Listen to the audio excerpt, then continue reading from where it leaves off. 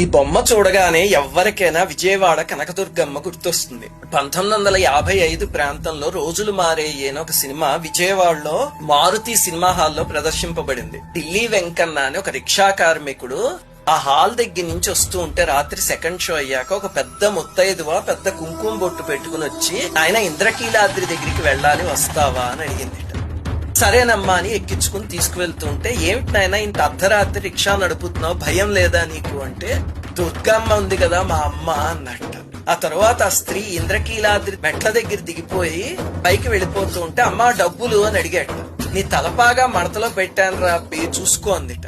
వెంటనే అతను చూసేసరికి నిజంగానే అక్కడ డబ్బులో బంగారపు గాజు ఉంటే భయంతో వెర్రి కేకలు పెడితే బ్రాహ్మణ వీధిలో ఉన్న వాళ్ళందరూ పరిగెత్తుకుంటూ వచ్చి కథంతా విన్నారట. ఇది ఆ కాలంలో ఆంధ్రకేసరి అనే పత్రికలో పడింది.